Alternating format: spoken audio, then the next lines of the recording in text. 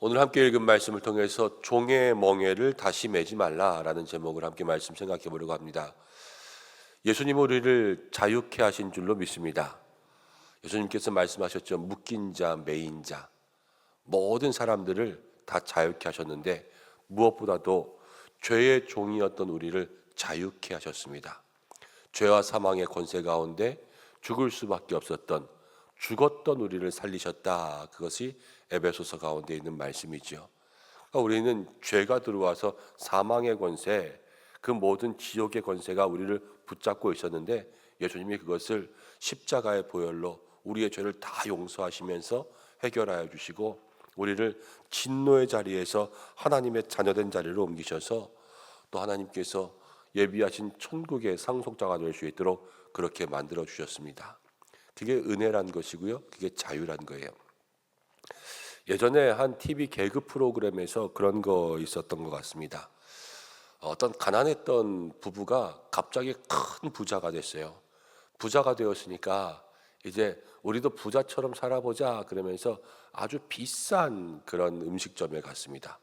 비싼 레스토랑에 가서 야 우리도 한번 누려야 돼 그러면서 비싼 음식을 시키고 이제 거기에 웨이터들이 서빙을 해서 음식을 가져오는데 옛날에 있던 그런 습관들은 어쩔 수가 없는 거예요. 비싼 음식점 가면 웨이터들이 다 서빙도 해주고 뭐도 주고 막 이러잖아요. 그런데 웨이터들이 뭘 갖고 올 때마다 그것들을 다 자기가 날라서 상을 차립니다. 그리고 또 다 먹고 나면 그 접시까지 이제 혓바닥으로 싹싹 핥아먹고 이제 다 먹고 난 다음에는 숟가락은 닦아가지고 다시 주머니에 넣어놓고 그리고 그릇은 어디다 갖다 놔야 되냐, 웨이터가 와서 그릇을 가져가려고 해도 아 이건 내가 먹으면 내가 설거지 하겠다 그러면서 그렇게 합니다. 그리고 조금이라도 뭐 음식이 남거나 막 이러는 거 아이고 아까워 그러면서 이건 싸가겠다 뭐 하겠다 이렇게 하는 모습들이 아주 코믹스럽게 나와 있던 그런 장면들이 지금 잠깐 떠오릅니다. 이게 뭐냐면요, 과거의 습관, 과거의 모습에서 벗어나지 못하는 것 아니겠습니까? 우리도 그럴 때 참 많이 있습니다. 근데 오늘 말씀 가운데도 이렇게 나옵니다. 그리스도께서 우리를 자유롭게 하려고 자유를 주셨어요. 그런데 그러므로 굳건하게 서서 다시는 종의 멍에를 매지 말라 이렇게 이야기했습니다. 멍에라는 것은 소가 밭갈 때 이렇게 매는 거죠. 근데 종의 멍에, 이 종의 멍에라는 것은 이전에, 지금은 예수님이 우리를 자유케 하셨는데 이전에 죄의 종이었던 그 멍에를 다시 매지 말라라는 거예요.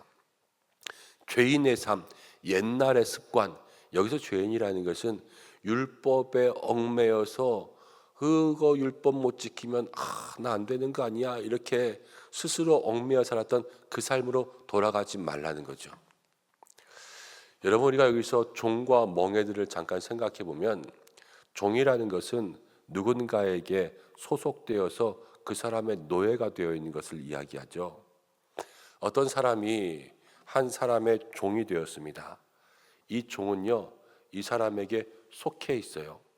그래서 몸도 이 사람의 소유입니다. 시키는 일은 다 해야 돼요. 그리고 이 시키는 일을 다 할 때 정말로 이 종이 주인을 너무 좋아할 때가 있어요. 너무 좋아하고 이 주인에게 충성을 다해야 되겠다 마음으로 그렇게 다짐하면서 일을 한다면 이 종은 마음도 종이 되고 또 몸도 종이 되겠죠. 그렇지만 우리가 종이지만 또 마음만은 내가 이 주인에게 정말로 모든 것을 인정할 수 없고 종이 되는 거 너무 싫어요. 난 왜 종으로 태어났냐 그러면서 그렇게 하는 건 싫지만 그러나 어쩔 수 없이 종이기 때문에 주인이 때리면 맞아야 되고 아니면 벌 받아야 되고 그게 싫어서 그냥 주인이 시키는 것을 억지로 할 수가 있겠죠. 그래도 종이에요. 그런데 그때에는 아까랑은 조금 다르게 나는 그래도 스스로 위안할 수 있는 거예요. 난 몸만 종이다. 내 마음은 종이 아니다. 이렇게 이야기할 수 있겠죠. 그런데 자유롭다라는 것은 이 마음도 자유롭고 몸도 자유로워지는 것이 온전한 자유입니다. 자, 그럼 우리도 한번 생각해 보겠습니다. 예수님께서 우리를 다 자유롭게 하셨습니다. 우리는 몸도 자유로워지고 마음도 자유로워져야 돼요. 그런데 우리의 마음이 나는 예수님의 자녀다, 나는 예수님 안에 있다, 하나님의 자녀다, 이렇게 마음으로는 생각합니다. 근데 우리의 몸은 습관적으로 또 죄에 돌아갈 때가 있어요. 그렇죠? 원하지 않지만 그렇게 할 때가 있어요. 이 못된 습관들이 남아있는 거예요. 그렇게 살아가는 모습들이 어떻게 보면 다시 종의 멍에를 매는 삶이 될 수 있는 거죠. 그래서 우리가 늘 말로만, 마음으로만, 믿음으로만 내가 이제 다시 죄짓지 말고 살아야지, 하나님의 자녀로 살아야지, 이런 것이 아니라 내가 진정 내 삶의 자리가 예전의 그 자리에서 떠나서 참 자유를 누리고 있는가, 이제 내 몸과 마음과 혼과 영이 다 하나님 앞에 그렇게 참 자유로운 자리로 옮겨가서 옛날에 있는 습관들, 옛날에 있는 모습들을 버리고 있는가, 그것들을 생각할 수 있는 저희들 돼야 되죠. 어제 세례 입교했습니다. 세례 입교하면서 문답할 때마다 세례 받고 난 다음에 어떻게 살겠습니까? 입교하고 난 다음에 어떻게 살겠습니까? 이렇게 질문하죠. 그러면 그 전과 후가 달라져야 된다는 거예요. 이제는 집사 되고 난 다음에 어떻게 살겠습니까? 이제는 권사가 되고 난 다음에는 어떻게 하겠습니까? 장로로 임직받은 다음에는 어떻게 하겠습니까? 그런데요, 많은 분들이 그렇게 하나님께서 이제는 다른 신분 가운데 주셨음에도 불구하고 예전과 달라지는 게 전혀 없을 때가 많아요. 이게 다시 어쩌면 그 멍에를 맬 때가 되는 거죠.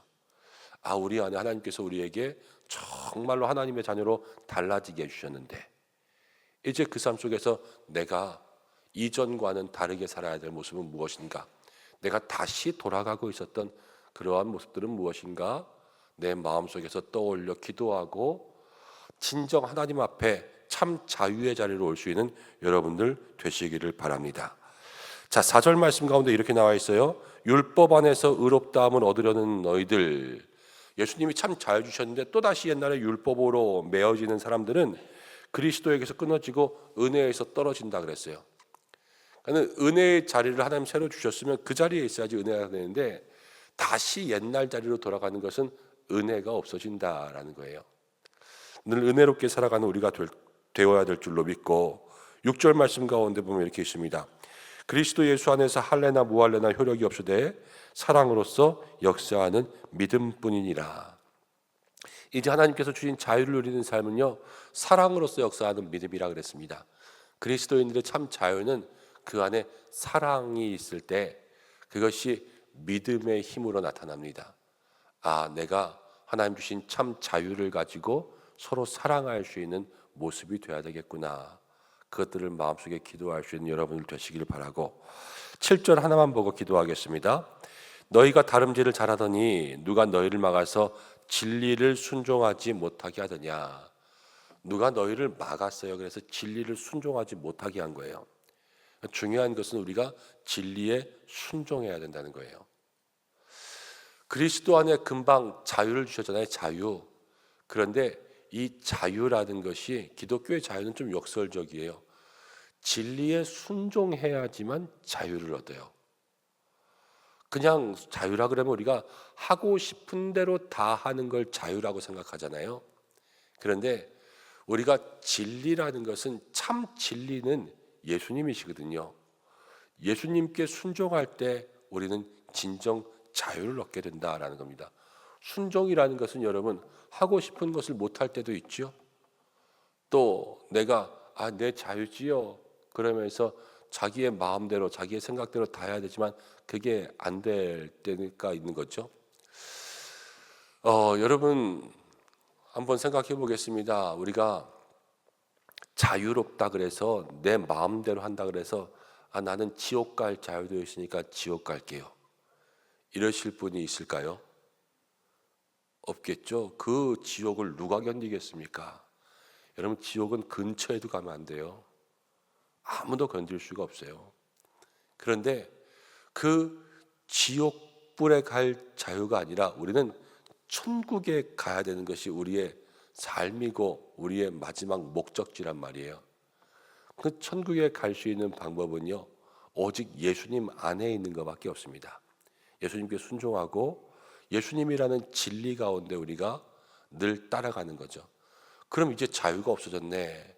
여러분, 예수님 안에 있으면 다 구속받고 속박받고 자유가 없어지는 것은 아닙니다. 예수님께서 말씀하셨거든요.